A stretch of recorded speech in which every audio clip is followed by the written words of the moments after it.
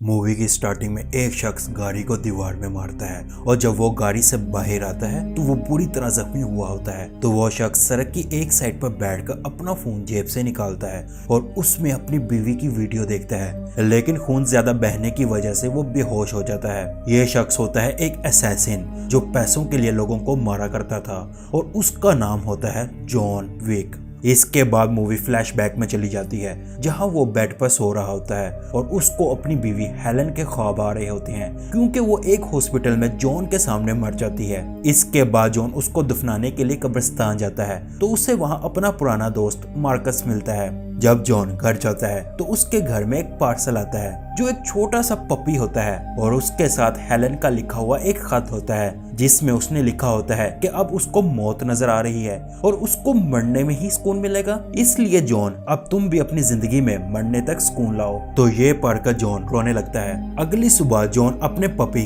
Daisy के साथ gas station पर जाता है जहाँ 3 रशियन गुंडे उसी गैस स्टेशन पर आते हैं। उनमें से एक लड़के को जॉन की कार अच्छी लगती है तो वो जॉन से उस कार की प्राइस पूछता है तो जॉन उसे कहता है कि ये सेल करने के लिए नहीं है। तो इसके बाद जॉन अपने घर जाता है। जब रात को जॉन सोने लगता है तो डेजी को वॉशरूम में जाना होता है तो जॉन भी उसके पीछे जाता है। तो इतने में कोई पीछे से जॉन के सर पर बैट मारता है और इसके बाद 3 लोग जॉन को मारने लग जाते हैं और जॉन से उसी कार की चाबी मांगते हैं। तो उन तीनों में से एक लड़का जॉन की आंखों के सामने डेजी की गर्दन तोड़ देता है और वो अपना मास्क नीचे करके जॉन को अपनी शक्ल दिखाता है और जॉन को मुक्का मारकर बेहोश कर देता है। दरअसल ये तीनों लड़के वही होते हैं जो जॉन को गैस स्टेशन पर मिले थे। जब जॉन को होश आता है तो वो डेजी को मरा हुआ देखकर गुस्से में आ जाता है क्योंकि ये उसकी बीवी की आखिरी निशानी थी। दूसरी तरफ वो तीनों रशियन लड़के उस कार की लुक को चेंज करवाने के लिए एक मैकेनिक के पास जाते हैं जिसका नाम ओरिडियो होता है। ओरिडियो उस कार को पहचान लेता है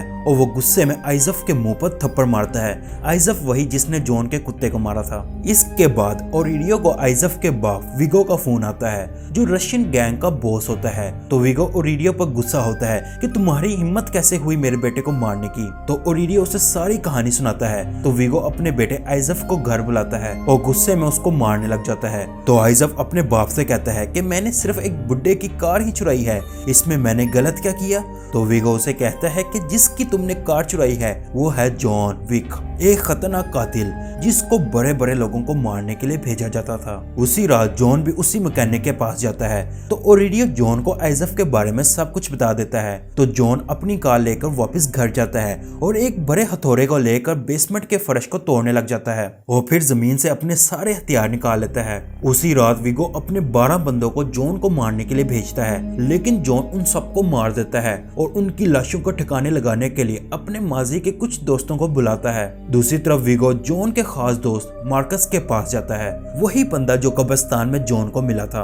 विगो जॉन को मारने के लिए उसे $2 मिलियन का कॉन्ट्रैक्ट देता है जिसे मार्कस एक्सेप्ट कर लेता है। अपने मिशन को पूरा करने के लिए जॉन अपना घर छोड़कर कॉन्टिनेंटल होटल में रहने के लिए जाता है जहां होटल का ओनर जॉन का दोस्त होता है जो जॉन को आइजफ की लोकेशन बताता है कि वो रेड सर्कल क्लब में है। तो जॉन पूरी तैयारी के साथ उस क्लब में जाता है और अपने सामने आने वाले हर गनमैन को मारता हुआ आइजफ के पास जाता है, लेकिन आइजफ वहां से बच निकलता है। इस लड़ाई में जॉन भी बहुत जख्मी हो जाता है और वो जख्मी हालत में वापस उसी होटल में जाता है जहां डॉक्टर उसकी मरहम पट्टी करता है। जब जॉन सोया होता है तो मार्कस दूसरी छत पर जाकर स्नाइपर के जरिए जॉन पर निशाना बांधता है। तो मार्कस को एक लड़की जॉन के कमरे में आती दिखाई देती है।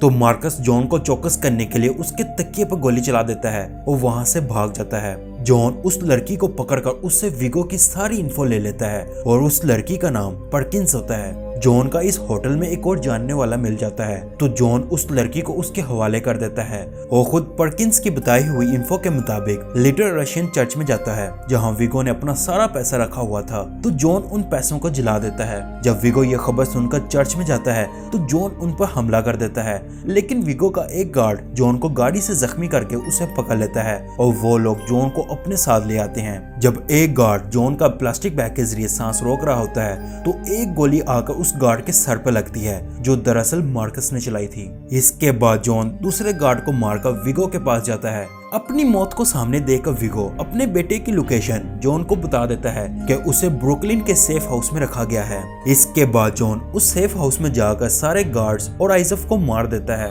अपने इस मिशन को पूरा करने के बाद जॉन मार्कस का शुक्रिया अदा करने के लिए उससे मिलता है। तो पर्किंस ये सब कुछ देख लेती है तो विगो के गार्ड्स मार्कस को पकड़ लेते हैं और विगो मार्कस को मार देता है और वो शहर को छोड़ने से पहले जॉन को मार्कस की मौत के बारे में बता देता है। तो जॉन मार्कस के घर में जाता है और पर्किंस उस पर नजर रख रही होती है। तो अचानक पर्किंस को कॉन्टिनेंटल होटल से फोन आता है कि हमारे होटल के ओनर आपसे मिलना चाहते हैं। तो जब वो मिलने के लिए जाती है तो उसी ओनर के 4 गार्ड्स उसे मार देते हैं, क्योंकि इस होटल का कानून था कि जो कोई भी होटल के रूल्स तोड़ेगा यानी कि खून खराबा करेगा मारा जाएगा। दूसरी तरफ जॉन अपने दोस्त की मौत का बदला लेने के लिए विगो के पीछे जाता है। इससे पहले कि विगो ये शहर छोड़ता जॉन उसे और उसके सारे गार्ड्स को मार देता है। वो खुद बुरी तरह जख्मी हो जाता है। फिर जॉन वहां से गाड़ी पकड़कर भाग जाता है और एक दीवार में ठोक देता है और फिर मूवी प्रेजेंट टाइम में आ जाती है। जॉन अपने जख्मों की दवाई लेने के लिए जानवरों के क्लिनिक में जाता है जहां उसे एक कुत्ता नजर आता है। तो जॉन उस कुत्ते के साथ वापस घर चला जाता है और यहीं पर इस मूवी का दी एंड होता है।